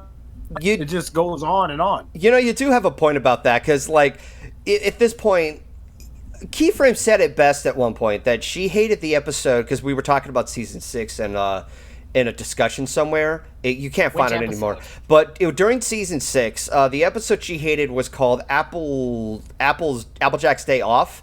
It talked down to the audience so much. She did say this. She at least felt something with episodes like Newbie Dash, which was a trash episode, but she at least felt something. She would rather feel something than feel nothing. And that is a very interesting point. At least, like, in the same situation with me. While Chicken Little got me angry, to me, watching a bad movie that gets me to laugh or get some ironic entertainment, you know, that I would have to say, that would have to be Battlefield Earth. A stupid-ass movie. It's hilarious to laugh at. Whereas Chicken Little just got me angry. Looks like we have a couple of questions here. Ask all, have you saw the movie The Room? No, I have not. Yes, I have. I want to, though. I want to. Apparently that's a really good bad film. Chat, you're tearing me apart. What the fuck? No, you gotta do with the canes. You are tearing me apart, Chatworth! Chatworth. Apparently the chat box has a nickname now. Amazing. Anyway, how's your sex life? All right. Okay. Okay, so from Wheel of Steel, ask all. If you were a Jedi, what would your lightsaber be and what color would it be? Oof. My lightsaber would be red because I'm the bad guy. And So you'd be a Sith. Yeah, I'd definitely be a Sith. For a second there. I definitely wouldn't be a fucking Jedi. I know that for a I fact. kind of lean more gray Jedi, honestly. Gray Jedi?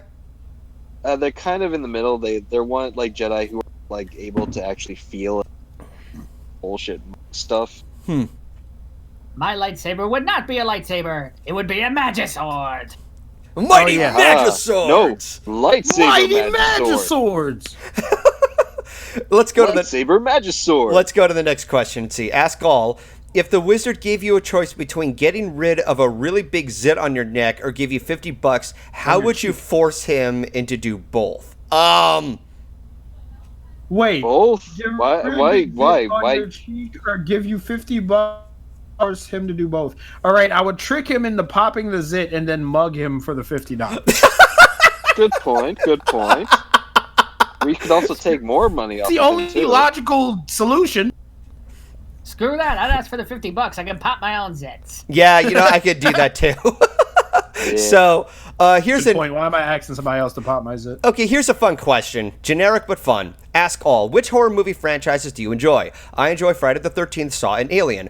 I enjoy the Alien franchise, but I also love the Evil Dead movies. Evil Dead films are so. Oh, yeah. Dude. Honestly, I'd have to say my favorite collection of horror films, the Tremors series. I have yet to see more of the Tremor movies. I did. The Tremors are like if you want to see giant monsters. I know what it is. I shot like the- Ryley. Like I've reviewed the movie like a few years ago. Oh, you did. Oh, sorry. Yeah, but no, like it's a very silly movie. Like it felt like it was it felt like it was a bit of a copycat of Aliens because you look at the design of the frickin' worms themselves. I think favorite film series, even from high school, has always been Saw, because it's so fucked up. It's basically torture porn. I can't get into. But then fucking Jigsaw came out, like the fucking Saw franchise reboot, and I saw it and I was like, you know what? I think I've seen enough. I want to play a game. You have to do this. You have 1 hour to live. Live or die. It's your choice. I sound like Batman for a second. Batman did Answer voice. Jigsaw's job. Answer voice. You don't want to hit the boy. Okay, so EG Studios asked, have you seen Disaster Artist? Yes, I have, and I liked it. I I have actually haven't seen that one. See it? I yet. haven't seen it yet. All right, next one. Who is your favorite Jedi? I don't have a favorite. I don't have a That favorite either. is. I like Um, the one that has a face and 2 arms. If gun to the head, I'd probably stay Anakin. All right. Okay, so here's... I like the next ask all. Okay, so let's see. What kind of bender from the Last Airbender world would you be? I'd be a firebender. I would be Bender from Futurama. You know, I saw that joke there, and I thought it was low-hanging fruit, but thank you. I would be a sausage bender. All right. Honestly, I don't know. Maybe Firebender? Or I'd probably be a waterbender. I don't know. Water try. The thing about the water, being a waterbender is that if you can learn it, blood bending. God. Like it's like it's creepy when you think about it because you're literally being controlled at your against your free will. You talking about blood bending? Yeah, it's a terrifying Yeah. scene. Yeah, That is terrifying. yeah. So, let's go for one final question. What's your take on the movie It? Can't wait for chapter 2. Fuck yeah!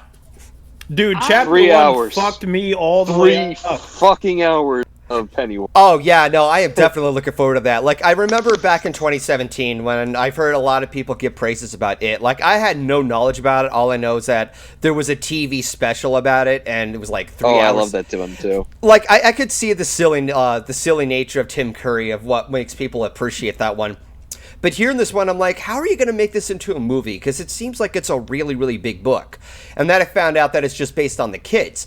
So I finally go see it, and it was one of the funnest movies that I've ever watched. Like, it has that scary nature, you know, when needed. But the, I also... the portrait lady scene.